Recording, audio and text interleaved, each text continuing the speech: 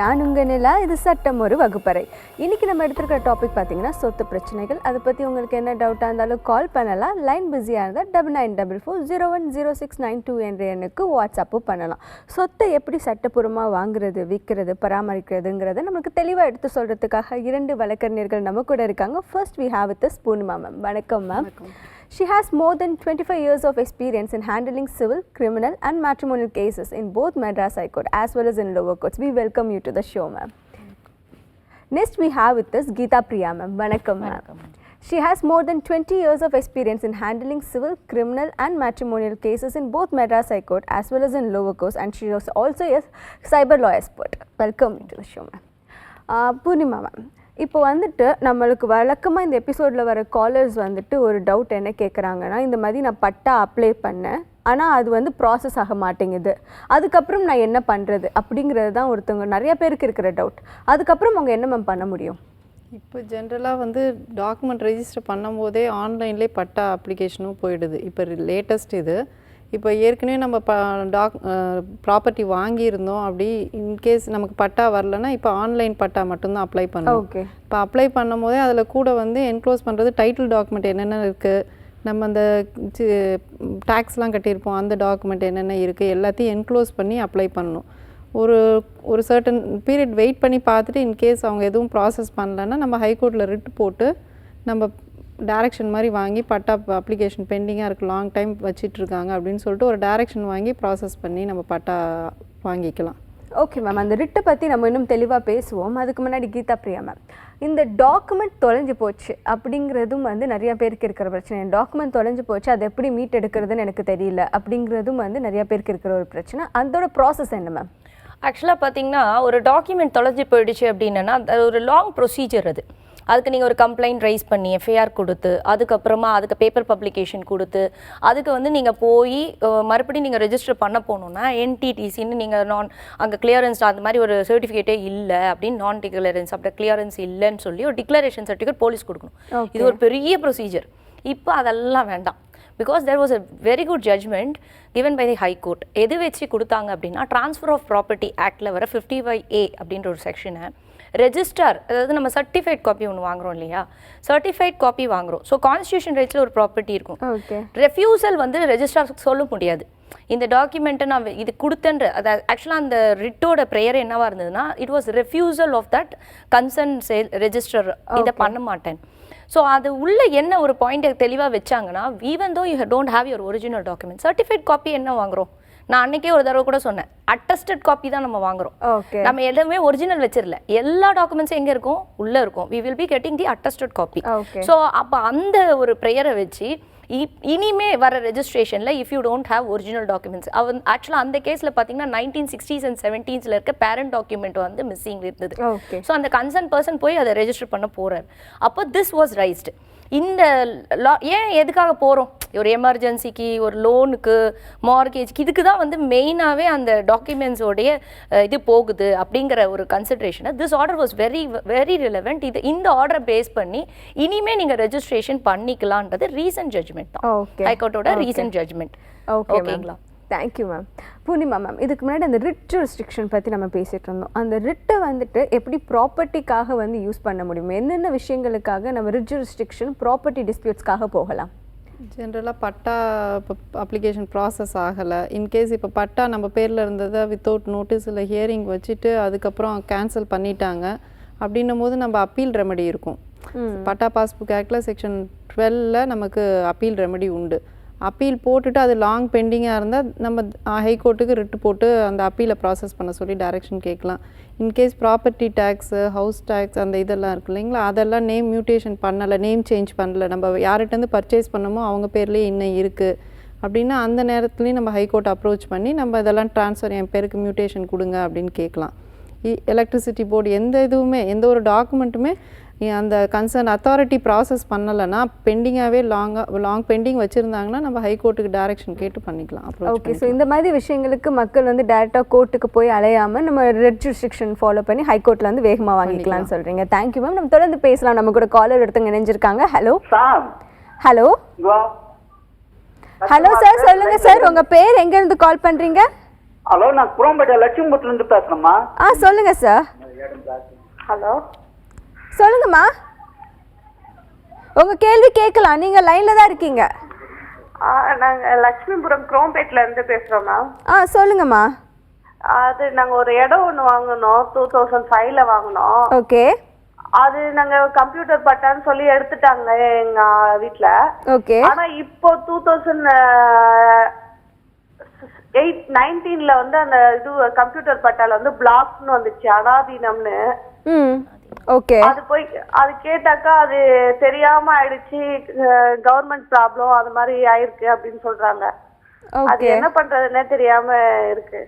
இப்போ வரைக்கும் நீங்க எந்த ஸ்டெப்ஸ் எடுக்கலையாமா? லீகல் ஸ்டெப்ஸ் எதுவும் எடுக்கலையா? இல்ல, நாங்க எவ்வளவு கலெக்டர் கிட்ட போய் மனு கொடுத்தா அது டிஆர்ஓ அது ஸ்டெப் பை ஸ்டெப்பா போயிட்டு இருக்கோம். ஒரு 5-6 வருஷமாவே இதுக்கு அலைஞ்சிட்டு தான் இருக்கும். ஓ, 5-6 வருஷமா இதுக்காக அலைஞ்சிட்டு இருக்கீங்க? ஆமா. கடைசியா என்ன ஸ்டெப்மா எடுத்தீங்க? அவங்க வந்து டிஆர்ஓ கிட்ட இருந்து பிளாக் எடுத்து தருவோன்னு கலெக்டர் உத்தரவு கொடுத்துட்டா அது பிளாக் எடுத்துருவோன்னு சொன்னாங்க. ஓகே. ஆனா இன்னும் எடுக்கவே இல்லை. அது நீங்க வரவே தேவையில்ல. நாங்க ஒரு 4 வருஷமா 5 வருஷமா அலையதான் கவர்மெண்ட் ஆபீசருக்கு தெரியும். நீங்க வரவே தேவையில்ல, இதுக்கப்புறம் நீங்க அலைய வேண்டியது இல்லை, நாங்க பண்ண வேண்டிய ப்ராசஸ் தான் சொல்றாங்களே தவிர இன்ன வரைக்கும் ஆனா அதை கிளியர் பண்ணல. ஓகேம்மா, நம்ம வழக்கறிஞர் உங்களுக்கு ஆன்சர் பண்ணுவாங்க. கீதா பிரேமா ஆன்சர் பண்ணிடுங்க. அண்ணாதீனம் ப்ராப்பர்ட்டின்றது எப்படி புறம்போக்கு ப்ராப்பர்ட்டி, அதே மாதிரி தான் கவர்மெண்ட்டோட ப்ராப்பர்ட்டி.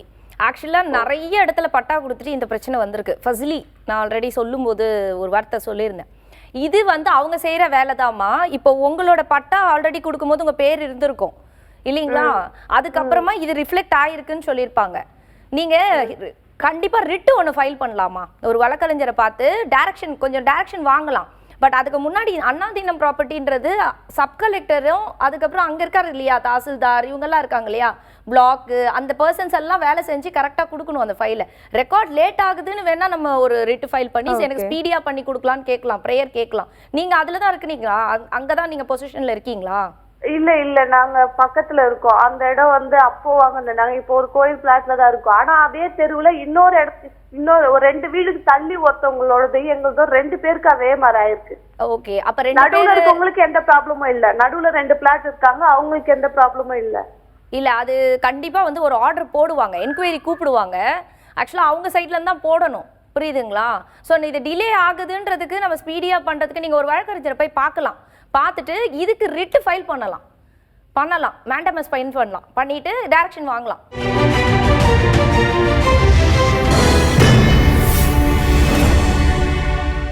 நம்ம நெக்ஸ்ட் காலர்ட்ட பேசலாம். ஹலோ.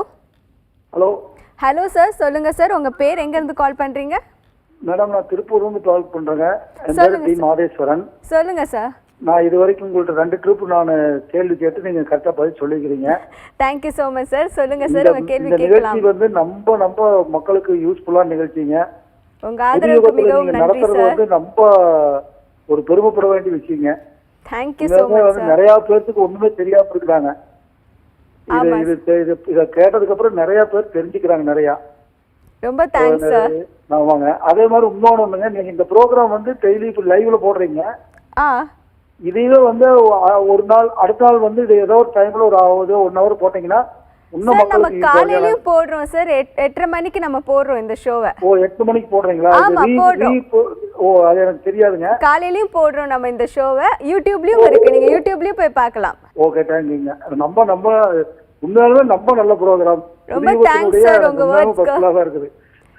ரொம்ப தேங்க்ஸ் சார். கேட்கலாம் சார், உங்க கேள்வியை கேட்கலாம். என்னன்னா, எனக்கு வந்துங்க எங்க அம்மாவுடைய அப்பா சொத்து இருந்ததுங்க. ஓகே. அது வந்து எப்படின்னு கேட்டா 3 இடத்துல தோட்டம் இருந்ததுங்க. ஓகே. ஒரு தோட்டத்தை வந்து எங்க அம்மா எங்க கிராண்ட் ஃபாதர் அம்மாவுடைய அப்பா இறந்ததுக்கு அப்புறம் ஓகே அவருடைய டெத் சர்டிஃபிகேட் வாரிசு சர்டிஃபிகேட் வச்சு அம்மாவுக்கு வந்தது. அப்படியே ஓகே. அதை வித்து 4 பிள்ளைகளுக்கு வந்து நான் பணம் செட்டில் பண்ணிட்டேங்க. ஓகே. மீதி 2 தோட்டம் நமக்கு கொடுக்கறதுன்னு பேசிட்டு இருந்தாங்க. அது வந்து நான் கேட்டடி தோக்காம விட்டேங்க. அப்புறம் பார்த்தா எங்க அம்மாவை தெரியாம கூட்டிட்டு போய் எங்க அம்மாவுக்கே தெரியாம, எங்க அம்மாவுக்கு வயசு 78 வயசுங்க. ஓகே. எங்க அப்பாவுக்கே தெரியாம ரெஜிஸ்ட்ரேஷன்ல கூட்டிட்டு போய் ஓகே அதை வந்து தானக்கரையமா பண்ணிக்கிட்டாங்க. ஓகே. ஆனா அதனுடைய ஒரிஜினல் டாக்குமெண்ட் என்கிட்ட தான் இருக்குதுங்க. ஓகே. ஆனா இதுக்கு என்ன பண்றதுங்க? எங்க அம்மா தான் தான செட்டில்மெண்ட் கொடுத்துட்டாங்க. ஒரிஜினல் அதனுடைய அந்த 2 தோட்டத்தினுடைய ஒரிஜினல் டாக்குமெண்ட் எங்கிட்ட இருக்குது. ஓகே. நான் எனக்கு இந்த நிகழ்ச்சியே தெரியாம 6 மாசம் கழிச்சு எனக்கு ஒரு தகவல் கிடைச்சு நான் ஈசி போட்டு பார்த்தா அது பிள்ளைகளுக்கு தானக்கரை கொடுத்தா வருது. ஓகே. எங்க அம்மா பாத்தீங்கன்னா கொஞ்சம் புத்தி சுபாவம் இல்லாம இருந்தாங்க. ஓகே. நான் அதுக்கப்புறம் எங்க அம்மாவை போய் கேட்டதுக்கு எங்க அம்மாவுக்கு கரெக்டான பதிலே சொல்லலைங்க. ஓகே. இந்த விஷயம் எப்போ சார் நடந்தது? இது நடந்து ஒரு 3 வருஷம் இருக்குங்க. 3 வருஷம் இருக்கும். இதுக்கப்புறம் நீங்க எந்த ஸ்டெப்ஸும் எடுக்கலையா? எடுக்கலீங்க. எங்க அம்மா அடையில வந்து தவறி 1 வருஷம் ஆகி போச்சுங்க. ஓகே. எனக்கு தெரிய வர்றதுக்குள்ள எனக்கு இந்த மேட்டர் தெரிய வரும்போது எங்க அம்மா வந்து நம்ம சிக்காகி ஒரு மாதிரி ஆயிட்டாங்க. அந்த மாதிரி டைம்ல நான் இந்த கேஸ் எல்லாம் போட்டா நீ அம்மா மேலதான் நம்ம கேஸ் போடணும். ஓகே. ஓகே, புரியுது. அதனால எனக்கு வந்து அது அம்மா மேல கேஸ் போடுறதுக்கு எனக்கு மனசு வரலைங்க. Okay sir. ஓகே சார், நம்ம வழக்கறிஞர் ஆன்சர் பண்ணுவாங்க சார். பூர்ணிமா மேம் எடுத்து சொல்லிடுங்க. சார், இப்போ உங்கள் அம்மா யாருக்கு தான பத்திரம் எழுதி கொடுத்தாங்க? பிள்ளைகளுக்கு எழுதி கொடுத்துட்டாங்க. யாரோட பிள்ளைங்களுக்கு?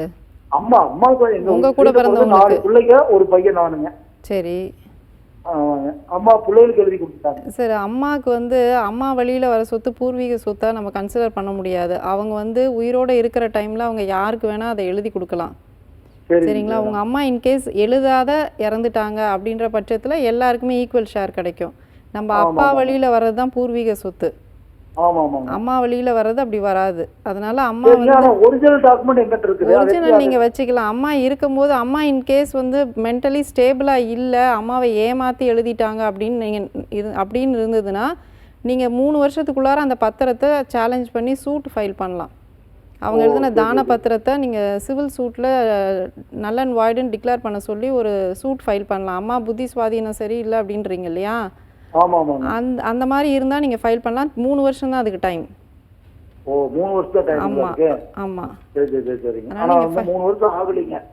இன்னும் 3 வருஷத்துக்குள்ளே இருக்குன்னா நீங்கள் உடனே கேஸ் ஃபைல் பண்ணுங்க. 3 வருஷம் முடிஞ்சிச்சுன்னா லிமிடேஷன் போயிடும். அப்புறம் நம்ம சூட் ஃபைல் பண்ணி வேஸ்ட்டாக போயிடும். அப்படிங்களா? அதனால் நீங்கள் ஃபைல் பண்ணலாம். இன்கேஸ் அம்மா ஸ்டேபிளாக இருந்தாங்க, அம்மா சுயநினைவோடு தான் எழுதி கொடுத்தாங்கன்ற பட்சத்தில் நீங்கள் சேலஞ்ச் பண்ணுறதுல யூஸ் இருக்காது. ஏன்னா நீங்கள் கேஸ் போட்டிங்க அப்படின்னா அம்மா புத்தி சுவாதீனம் சரியில்லைன்றதை நீங்கள் ப்ரூவ் பண்ணணும். உங்கள்கிட்ட ரெக்கார்ட் இருக்கணும். அந்த டைமில் அம்மாவுக்கு வந்து சரியாக மென்டலி ஸ்டேபிள் இல்லைன்றதை நீங்கள் எஸ்டாப்ளிஷ் பண்ணணும் சிவில் கோர்ட்டில். ஓகே மேம், தொடர்ந்து பேசலாம். நம்ம கூட காலர் இணைஞ்சிருக்காங்க. ஹலோ. ஹலோ, சொல்லுங்க மேடம். ஹலோ சார், உங்கள் பேர் எங்கேருந்து கால் பண்ணுறீங்க? வேல்முருகன் மேடம், கடலூர். சொல்லுங்க சார். முதல்ல கொடுத்தேன் மேடம். இந்த மாதிரி பட்டா வந்து எங்க பேர் இருந்தது. ஓகே. கம்ப்யூட்டர்ல 2015 கவர்மெண்ட் வந்து எல்லாத்தையும் கம்ப்யூட்டரைஸ் பண்ணும்போது சர்க்கார் போட்டு கொடுத்துருக்காங்க. ஓகே. அதை இப்பதான் பாக்குறோம். நாங்க வந்து ஒரு பத்திரம் பார்க்கும்போது பட்டா எடுத்து பார்க்கும்போது சர்க்கார் இருக்கு. ஓகே. 1 வருஷமா நாங்கள் அலையிறோம். ஒரு 50,000 வரைக்கும் செலவு பண்ணிட்டோம். ஓகே. ஒரு 2000 இடத்துல போய் பார்க்க சொல்லிட்டாங்க. ஓகே.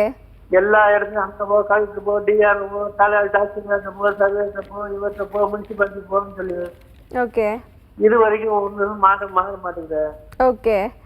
இப்போ என்ன ஸ்டேஜ்ல சார் இருக்கு? இப்போ கடைசியா யாரை போய் பார்த்தீங்க? என்ன ஸ்டேஜ்ல இருக்கு? கடைசியில இப்போ வந்து கலெக்டர் இருக்கு.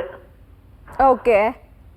என்னன்னா அலைய விட்டாங்க. இப்போ 2 வாரம் டெய்லி இப்போ கூட காலையில் போயிட்டு வரேன். இதுக்கு கவர்மெண்ட் மிஸ்டேக் பண்ணதுக்கு நாங்கள் மேடம் 50,000 செலவழிக்கணும். ஒரு 2 வருஷம் வேலையை போட்டு அலையணும்.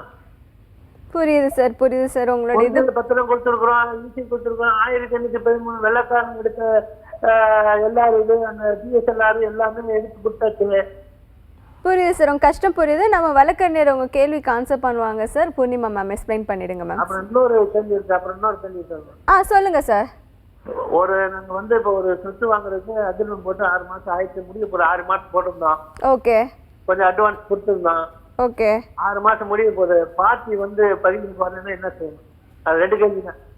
ஓகே சார், நில்லுங்க சார். கேள்விக்கு முதல்ல ஆன்சர் பண்ணுவாங்க. அதுக்கு அடுத்த கேள்வி நம்ம பார்ப்போம். மேம் எடுத்து சொல்லுங்க. வந்து உங்கள் பேரில் இந்த பட்டா வந்து உங்களுக்கு நோட்டீஸ் இல்லாத இப்போ மாறிடுச்சு இல்லைங்களா? அதுக்கு அப்பீல் நீங்கள் கொடுத்துருக்கீங்க. ரிமைண்டர் கொடுங்க. அவங்க இன்கேஸ் வந்து என்கொயரி நடத்தி திருப்பி உங்கள் பேருக்கே பட்டா தரல, பெண்டிங்காக வச்சுருந்தாங்கன்னா ஹைகோர்ட்டில் ஒரு ரிட்டு போட்டு மேண்டமஸ் மாதிரி டைரக்ஷன் கேட்கலாம். ஒரு 6 வீக்ஸ் இல்லை 8 வீக்ஸில் உங்களோட அப்பீலை வந்து சீக்கிரம் ப்ராசஸ் பண்ணி ஆர்டர் போடணுன்னு டைரக்ஷன் கொடுப்பாங்க. அந்த ஆர்டரை கொண்டு வந்து இங்கே அப்பலட் அத்தாரிட்டியில் கொடுத்தீங்கன்னா அவங்க அது கம்ப்ளை பண்ணுவாங்க. இத்தனை வாரத்தில் என்கொயரி நடத்தி உங்கள்கிட்ட என்னென்ன டாக்குமெண்ட் உங்கள் பேரில் பட்டா இருந்த பீரியடில் நீங்கள் அங்கே சுவாதீனத்தில் இருந்தீங்கன்றதுக்கு என்னென்ன இருக்கோ ரெக்கார்ட்ஸை எல்லாத்தையும் எடுத்துகிட்டு போய் அவங்கள்ட்ட சப்மிட் பண்ணி என்கொயரி அட்டன் பண்ணுங்கள். கட்டாயம் பட்டா ரெஸ்டோர் பண்ணி கொடுத்துருவாங்க. Okay thank you ma'am. அவரோட அடுத்த கேள்விக்கும் கொஞ்சம் ஆன்சர் சொல்லிட்டீங்க. சரி 6 மாதம் அக்ரிமெண்ட் போட்டு 6 மாதம் ஆகுது உங்களுக்கு சேல் டீட் எக்ஸிக்யூட் பண்ணலன்னு கேட்டிருக்கீங்க. நீங்கள் இன்கேஸ் ரெடியாக இருந்தீங்கன்னா ரெடினஸ் அண்ட் வில்லிங்னஸ்ன்னு சொல்லுவோம் இது நீங்கள் பணம் பேலன்ஸ் அமௌண்ட் ரெடியாக வச்சுருக்கேன், அந்த ஓனர் வந்து எனக்கு சேல் டீட் எக்ஸிக்யூட் பண்ணி கொடுக்கல அப்படின்ற பட்சத்தில் நீங்கள் ஒரு லீகல் நோட்டீஸ் கொடுங்க. நான் ரெடியாக இருக்கேன், பேலன்ஸ் அமௌண்ட் நான் ரெடியாக வச்சுருக்கேன், எனக்கு வந்து ஒரு 2 வாரத்தில் வந்து சேல் டீட் எக்ஸிக்யூட் பண்ணி கொடுங்க அப்படின்ட்டு நீங்கள் லெட்டராகவும் எழுதலாம், ஒரு அட்வொகேட் நோட்டீஸாகவும் கொடுக்கலாம்.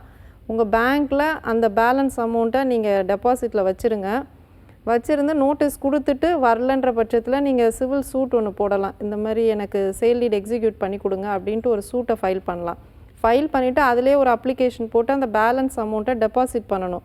ரெடினஸ் அண்ட் வில்லிங்னஸை காமிச்சா மட்டும்தான் இந்த மாதிரி கேஸ் ஜெயிக்க முடியும். நான் வந்து ரெடியாக இருந்தேன்னு சொல்லக்கூடாது. உங்கள் பேங்க் டெபாசிட்டில் பணம் வச்சுருக்கணும். அதே மாதிரி கேஸ் போட்டதுக்கப்புறம் ஒரு அப்ளிகேஷன் போட்டு அந்த பேலன்ஸ் அமௌண்ட்டை டெபாசிட் பண்ணிடணும் கோர்ட்டில். அப்படி பண்ணிங்கன்னா உங்களுக்கு கோர்ட்டே வந்து தீர்ப்பு உங்களுக்கு சாதகமாக கொடுக்கும். அவர் வரலன்ற பட்சத்தில் கோர்ட்டே உங்களுக்கு சேல் டீட் எக்ஸிக்யூட் பண்ணி கொடுத்துருவாங்க.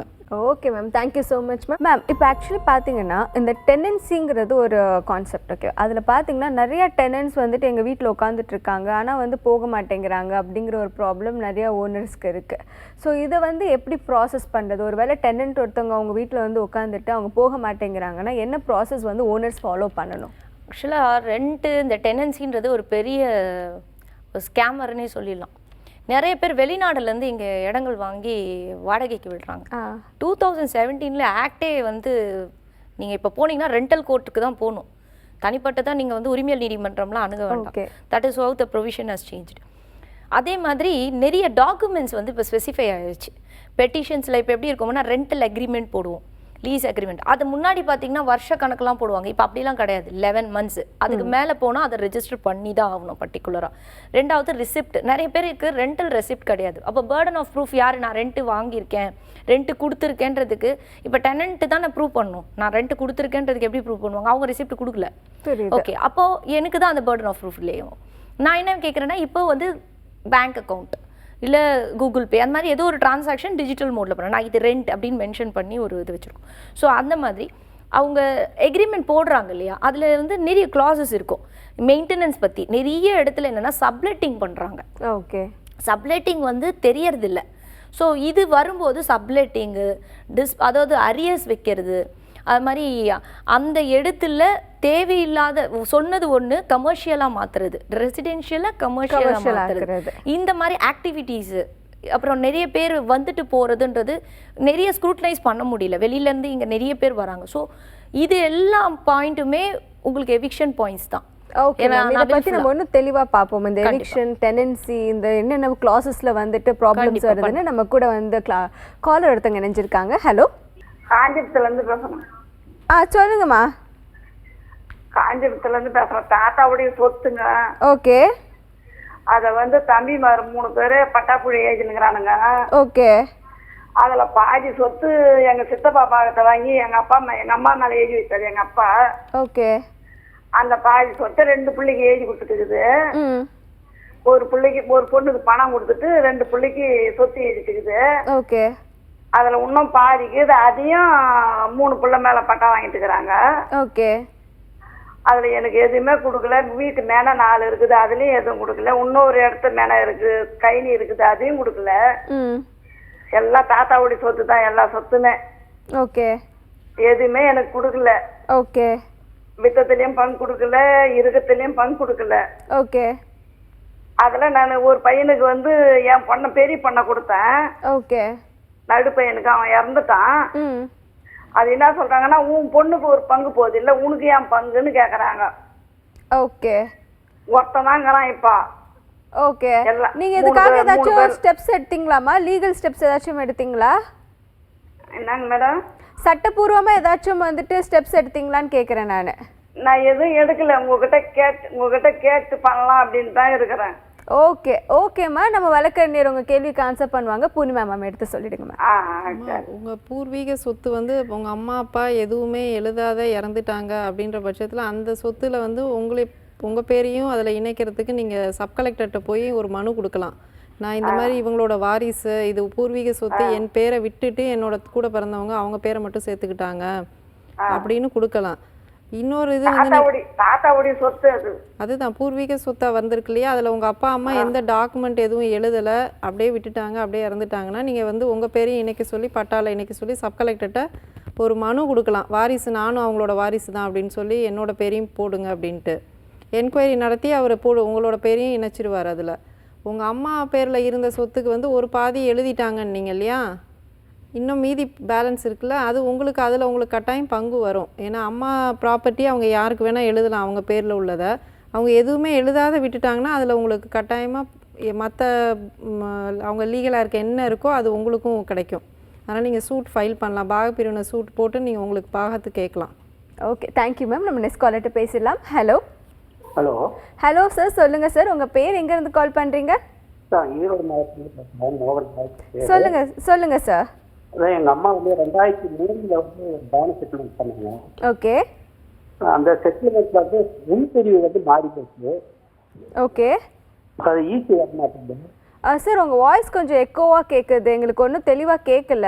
நீங்கள் ரிசீவர் நீங்கள் லவுட் ஸ்பீக்கரில் போட்டிருந்தீங்கன்னா லவுட் ஸ்பீக்கரை விட்டு ரிசீவரில் வச்சு பேசுங்க. வந்து உள்பிரிவு வந்து தவறா இருக்கு.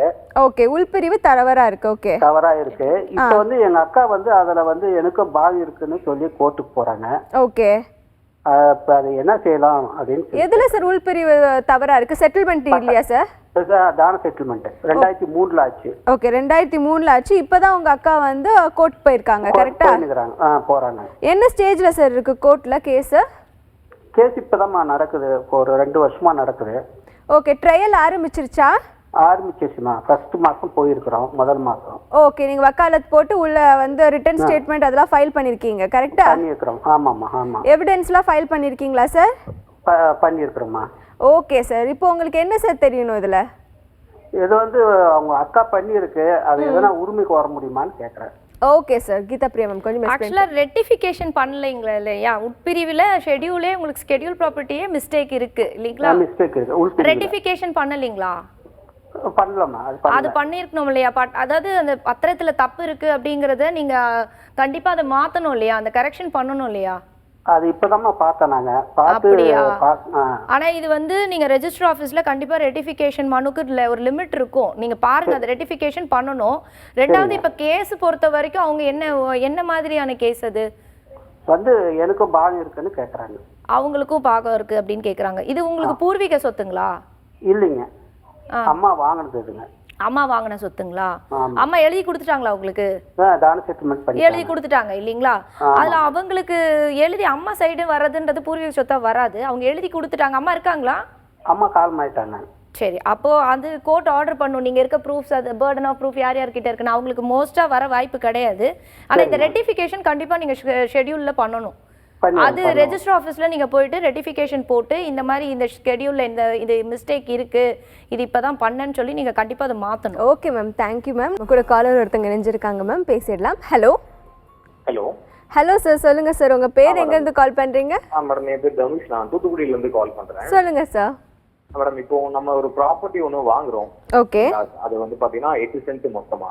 ஓகே. 7-8 பிளாட். 7ஆம் நம்பர் வந்து வீடு, 8ஆம் நம்பர் வந்து பிளாட். ஓகே. சரிங்களா? 8ஆம் நம்பர் வந்து அவங்க பேரனுக்கு வந்து அவங்க தானமா எழுதி கொடுத்துட்டாங்க. ஓகே. இப்போ 89ல வாங்கும்போது என்ன இஷ்யூனா, நம்ம 4 மால வந்து டைரக்ஷன் வந்து தப்பா இருக்கு. 7க்கு பதிலா 8ம் 8க்கு பதிலா 7ம் சொல்லி இப்படி மாத்தி போட்டாங்க. ஓகே. ஓகே. இது இப்போ என்ன மேடம் பண்ணலாம் நம்ம? ஏன்னா அப்போ வாங்குனதுக்கு அப்புறம் அது கண்டுபிடிச்சதுக்கு அப்புறம் நீங்க எந்த ஸ்டெப்ஸ் எடுக்கலையா சார்? இல்ல, அது 89ல அவங்க வந்து ஆக்சுவலி அவங்க மும்பைல இருக்காங்க, அவங்களுக்கு தமிழ் தெரியாது. ஓகே. அங்க வேற யாரும் டாக்குமெண்ட் அவ்வளவு பாக்கல, விக்கல, சேல் எதுவும் பேசல அப்போதைக்கு. இப்பதான் சேல்ஸ் நம்ம வாங்குறதுனாலதான் டாக்குமெண்ட் எடுத்து பார்த்தோம்.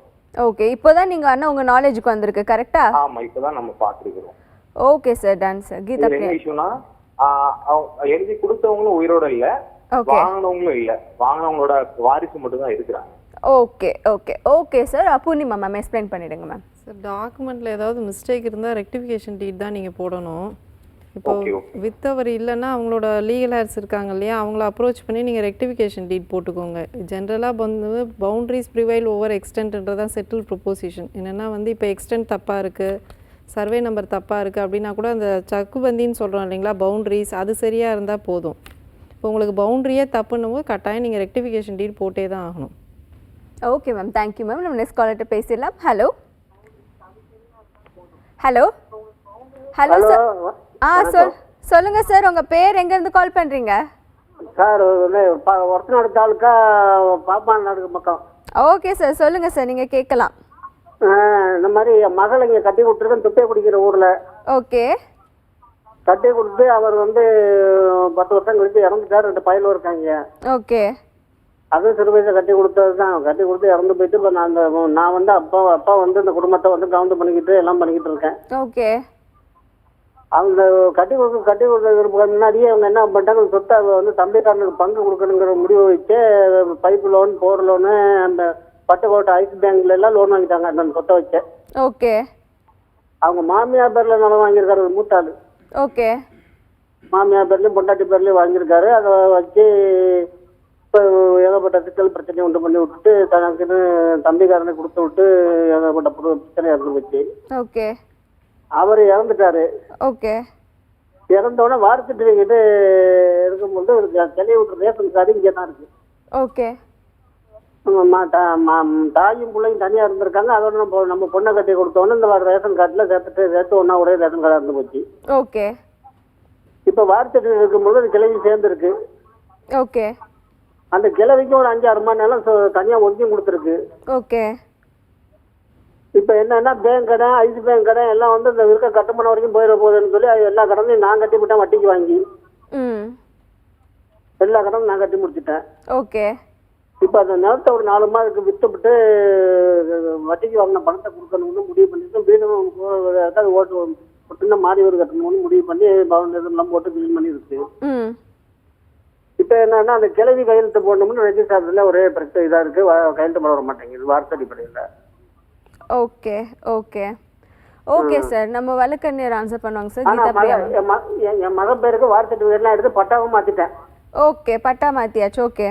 பட்டா பிரபாவதி பேருக்கு பட்டாவும் மாத்தியாச்சு. ஓகே. ஓகே. இப்ப கையெழுத்து மட்டும் அவங்க கிட்ட இருந்து வாங்கணும், கரெக்டா? இல்ல நாங்க தான் எழுதி கொடுத்துட்டோமே, நாங்க அதுக்கு கையெழுத்து போடணுங்கிறாங்க. ஓகே. ஓகே. சப்ரு சார் என்ன சொல்றாங்க, கையெழுத்து போட்டா தான் நான் பதிவு பண்ணுவோங்கிறாங்க. ஓகே. ஓகே மேம், நீங்களே முக்காவாசி ஆன்சர் சொல்லிட்டீங்க. இருந்தாலும் அந்த கையெழுத்து போடுறதுக்கு போகணும்னு சொல்றீங்க இல்லையா, இல்லைன்னா அங்க பதிவு நடக்காது, அது அப்படியே தான் இருக்கும். அதே மாதிரி இது குடும்பத்துக்குள்ள உங்களுக்குள்ள தான் நிறைய பிரச்சனைங்க இருக்கு. அது உங்க டாக்குமெண்ட்டை பொறுத்த வரைக்கும் இல்ல. ஒண்ணு சமரசமா பேச ட்ரை பண்ணுங்க, பெரியவங்க கூப்பிட்டு ஒரு வாட்டி பேசி பாருங்க. ஏன்னா அவங்களுக்கு இப்ப கணவரும் கிடையாது இல்லையா, குழந்தை என்ன வயசு? பையனுக்கு மூத்த பையனுக்கு 15 வயசு, சின்ன பையனுக்கு 13 வயசு. ஓகே. அவர் இறக்கும்போது பையன் இப்ப 7-8 வருஷமாச்சு. அப்ப 3-4 வயசு பையன் எல்லாம் இருந்தாங்க. ஓகே.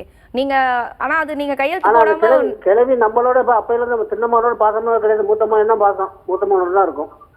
சரி, ஆனா நீங்க அதுதான் பண்ணணும். அப்படி பண்ணாத பட்சத்துல ஒரு வழக்கறிஞர் வச்சு ஒரு லீகல் நோட்டீஸ் கொடுத்து நீங்க அடுத்த ஃபர்தர் ஸ்டெப் எடுக்கலாம். நம்ம கூட காலர் இணைஞ்சிருக்காங்க. Hello hello madam. வணக்கம் மேடம். ஹலோ சார், சொல்லுங்க சார், உங்க பேர் எங்க இருந்து கால் பண்றீங்க? என் பேர் கந்தசாமி. Okay sir. திண்டுக்கல் மாவட்டத்திலிருந்து பேசுறேன். ஓகே சார், சொல்லுங்க சார். நான் ஒரு வீட்டு மனை 2005ல் வாங்கினேன். ஓகே. இது வரைக்கும் அதெல்லாம் வீடு கட்டி குடியிருந்துகிட்டு இருக்கேன். ஓகே. போன வருஷம் 2024ல் 9வது மாதம் என் வீட்டு மனை பட்டா ஓகே வேற ஒரு சம்பந்தமே இல்லாதவங்க பேர்ல போட்டுருக்காங்க. ஓகே. இது சம்பந்தமா நான் ஆ எஃப்எம்பி எல்லாமே எடுத்து கொண்டு போய் தாசில்தார் ஆஃபீஸில் காமிச்சேன். ஓகே. அவங்க மனு கொடுத்துட்டு போங்கன்னு சொன்னாங்க. ஓகே. மனு 3வது மாதம் கொடுத்தோம். ஓகே. இன்னும் அதுக்கு என்ன தீர்வு ஒன்றும் சொல்ல மாட்டேங்கிறாங்க. போனால் வரும்னு சொல்லிக்கிட்டே இருக்காங்க. ஓகே. இது வரைக்கும் உங்களுக்கு என்கொயரி கூட கூப்பிடல, கரெக்டா? கூப்பிடவே இல்லை, எதுக்குமே கூப்பிடல. Okay sir, Poornima ma'am explain பண்ணிடுங்க மேம். சரி, இது உங்கள் பேரில் பட்டா இருந்து வேறு பேருக்கு போச்சா இல்லை ஸ்ட்ரைட்டாகவே தேர்ட் பார்ட்டிக்கு பட்டா கொடுத்துட்டாங்களா? என் பேர்ல இல்லைங்க, வாங்கினது நான் 2005ல். இது வரைக்கும் பார்க்கல. நீங்கள் பட்டா அப்ளையே பண்ணலைங்களா இவ்வளோ நாள்? அப்ளை பண்ணவே இல்லை. சரி, அப்போ அந்த பட்டாவை சேலஞ்ச் பண்ணி நீங்கள் அப்பீல் கொடுத்துருக்குறீங்க இல்லையா டிஆர்ஓட்ட? ஆமாம், தாசில்தார்ட்ட கொடுத்துருக்கேன். ஓ, தாசில்தார்ட்ட கொடுத்துருக்கீங்களா? நீங்கள் ஏற்கனவே அவர் தானே இப்போ பட்டா கொடுத்துருக்குறாரு. ஆமாம், அவங்க தான் எஃப்எம்பி எல்லாமே அவங்க தான் பிரிச்சு போடுறாங்க. சரி, நீங்கள் டிஆர்ஓட்ட இன்னொரு அப்ளிகேஷன் கொடுங்க. இந்த மாதிரி நான் தான் அந்த சுவாதீனத்தில் இருக்கேன், உங்களோட அந்த கிரைய பத்திரம் இருக்கு இல்லைங்களா, ஆமா அது நீங்கள் அந்த இடத்துல தான் சுவாதீனத்தில் இருக்கீங்கன்றது இபி பில்லு மற்ற எல்லாம் இருக்கும் இல்லையா, அந்த எல்லாமே என்க்ளோஸ் பண்ணி ஒரு இசி எஃப்எம்பி எல்லாமே அதை எல்லாமே என்க்ளோஸ் பண்ணி கொடுங்க. இந்த மாதிரி நான் சுவாதீனத்தில் இருக்கேன், என்ன என்கொயரி எதுவுமே நடத்தாத சம்மந்தம் இல்லாத ஒருத்தர் கொடுத்துருக்கீங்கன்னு சொல்லி ஒரு அப்ளிகேஷன் கொடுங்க. ஏன்னா அவர் தான் இப்போ கன்சர்ன் அத்தாரிட்டி, அப்பலட் அத்தாரிட்டியாக இருப்பார், அவர் தான் என்கொயரி நடத்தணும். நீங்கள் அவர்கிட்ட இல்லை, இப்போ அந்த ஆர்டரை நம்ம சேலஞ்ச் பண்ணுறோம்ல தேர்ட் பார்ட்டி கொடுத்ததை, அதனால் நீங்கள் டிஆர்ஓட்ட அப்பீல் கொடுங்க. செக்ஷன் 12 கொடுத்துட்டிங்கன்னா அவங்க வந்து 2 பேரையும் கூப்பிட்டு என்கொயரி நடத்துவாங்க. சரிங்க. அதுக்கப்புறம் உங்களுக்கு கட்டாயமாக பட்டா கொடுப்பாங்க. அப்படி இன்கேஸ் லாங் பெண்டிங்காக இருந்தால் உங்களுக்கு திண்டுக்கல்ன்றதுனால மதுரை பெஞ்ச் தான் வரும். ஸோ மதுரை பெஞ்சில் ஒரு ரிட்டு போட்டு டைரக்ஷன் வாங்கி ஒரு டைம் ஃப்ரேமில் உங்களுக்கு அந்த அப்பீலில் முடிக்கணும்னு டைரக்ஷன் வாங்கிக்கோங்க. Okay ma'am, thank you ma'am. நம்ம நெக்ஸ்ட் காலர்கிட்ட பேசலாம். ஹலோ ஹலோ ஹலோ சார், சொல்லுங்கள் சார், உங்கள் பேர் எங்கேருந்து கால் பண்ணுறீங்க? என் பேர் உமர் ஃபாரூக். சொல்லுங்கள் சார், உங்கள் கேள்வி கேட்கலாம். நான் மதுரையில இருந்து பேசுறேன். என்னன்னா பாட்டி பேர்ல இருக்கிற சொத்து வந்து எங்க அம்மாவுக்கு வந்து சீதனமா கொடுத்துட்டாங்க. ஓகே. இப்ப என்னன்னா பத்திரம் பாட்டி பேர்ல இருக்கு, பட்டா வந்து அம்மா பேர்ல இருக்கு. கிட்டத்தட்ட 40 வருஷம் ஆச்சு. யூடிஆர் முகாம் போட்டிருந்தாங்க.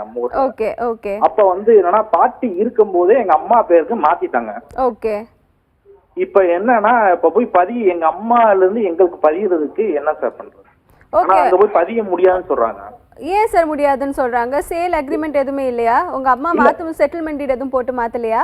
இல்ல இல்ல, அப்ப வந்து பட்டாவும் வந்து மாறிடுச்சு, நீ எதுக்கு தேவையில்லாம பதிய தேவையில்லைன்னு சொல்லி அப்ப சொல்லிட்டாங்க.